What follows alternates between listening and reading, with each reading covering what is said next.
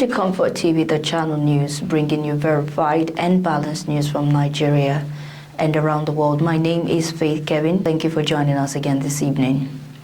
In the headline, civil rights lawyer Farotimi slams police, judiciary over disruption of protest. NLC gives federal government 4 weeks to resolve education sector crisis. Governor Otti speaks on dumping Labour Party for APC after visit to Mbah.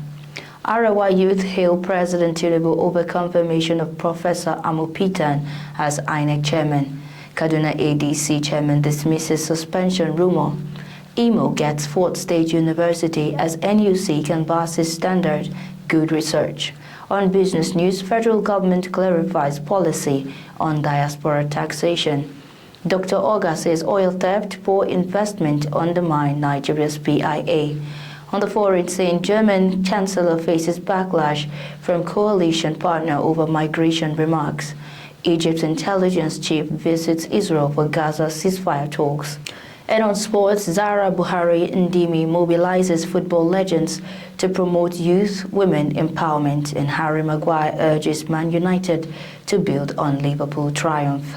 Now the news. Civil rights lawyer and activist Dele Farotimi has criticized the Nigerian police force and the judiciary for allegedly undermining citizens' constitutional rights to peaceful protests, saying their actions show that Nigeria is only pretending to be a democracy.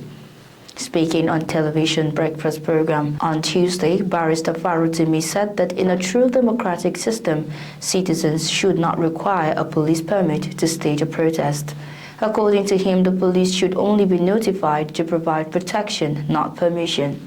His comments followed Monday's #Free Nnamdi Kanu protest in Abuja, where demonstrators led by activist Mr. Omoyele Sowore defied a police warning and a court order to stage protests in FCT before they were dispersed with tear gas. Barrister Farotimi condemned the police action and accused the judiciary of enabling executive overreach. The activist maintained that only violent protesters should face arrest, not peaceful demonstrators. He recalled his own experience of being persecuted under what he described as a non-existent law. He further argued that the government's response to public dissent has consistently shown indifference, citing the 2020 EndSARS movement as an example. Meanwhile, the police force public relations officer CSP Benjamin Hundeyin defended the police response, saying it was necessary to protect key national assets. He said the force only followed a court order restricting the #Free Nnamdi Kanu protest from accessing key government areas in Abuja, insisting that its officers acted within the law and only used tear gas to disperse demonstrators. He said this in an interview on TV on Monday. According to him, the order barred protesters from converging on or marching towards strategic areas, including the Aso Villa, Supreme Court, National Assembly, Eagle Square, and Shehu Shagari Way, amongst others. The #Free Nnamdi Kanu protest was convened by Mr. Sowore, who had urged Nigerians to demand the release of the detained leader of the indigenous people of Biafra, Mazi Nnamdi Kanu. The Nigerian Labour Congress, NLC, and its affiliate unions in the education sector have issued a 4-week ultimatum to the federal government to resolve all lingering issues affecting the sector, warning that failure to do so would trigger a nationwide workers' action.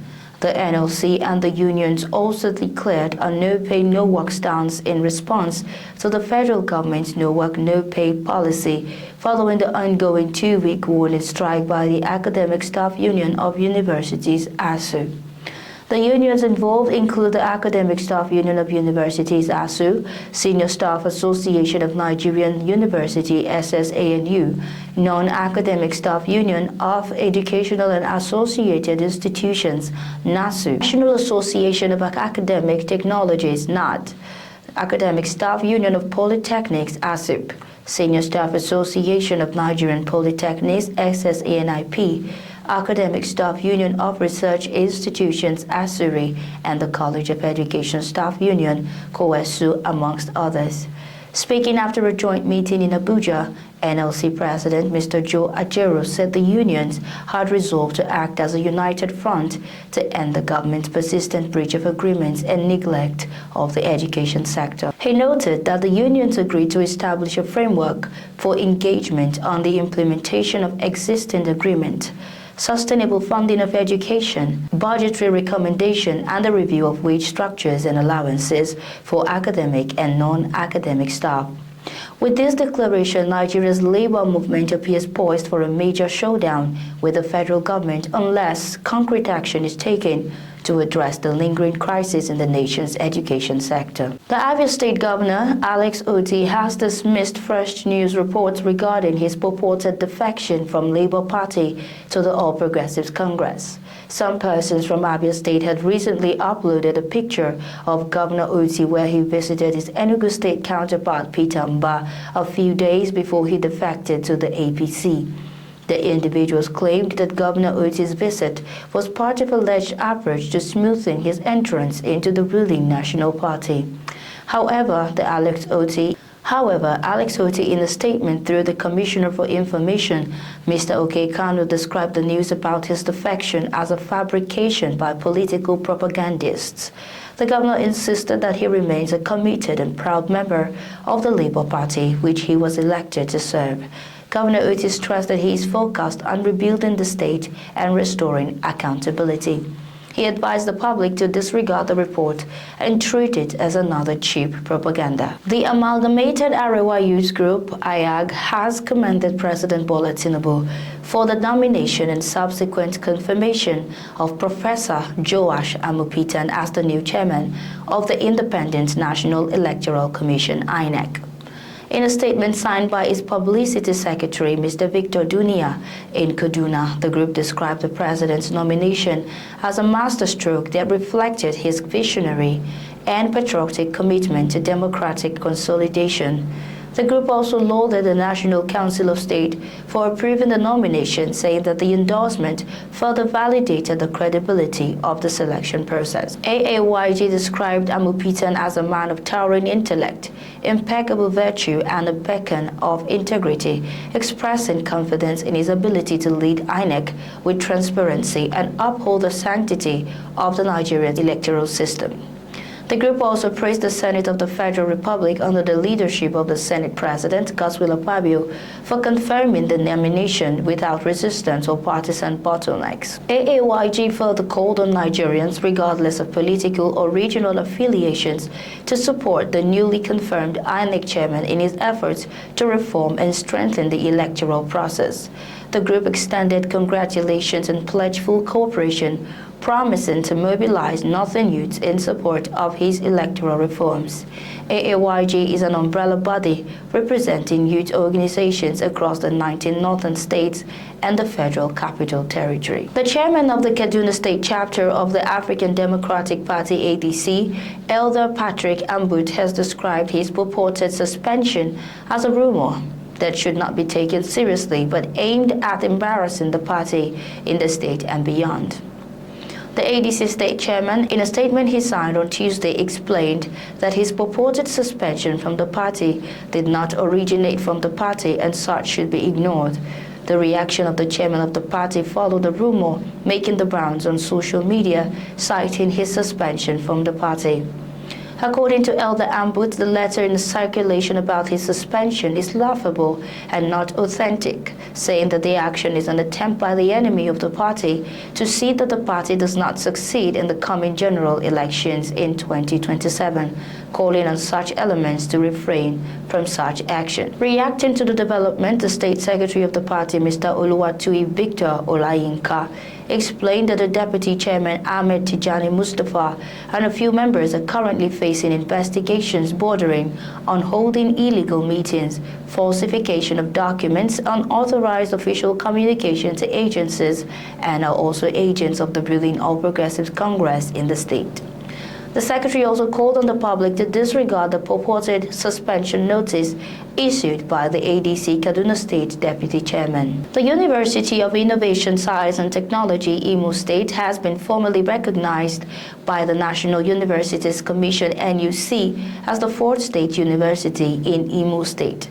This brings the number of federal and state-owned universities in Imo to 8 and 70 state universities in total.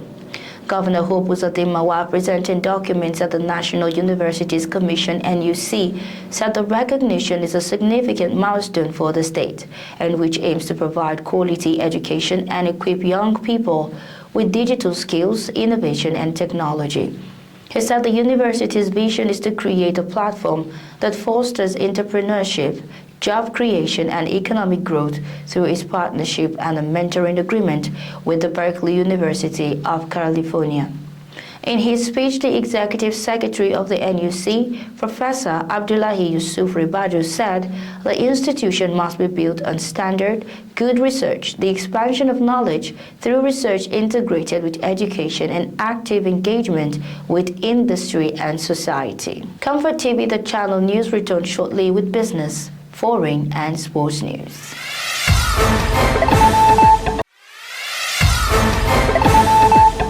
Many thanks for staying tuned. This is Comfort TV, the channel news. On business, the federal government has reaffirmed that Nigerians in the diaspora will not face double taxation under the country's new tax reform framework, as income earned abroad and later remitted home will not be taxed again.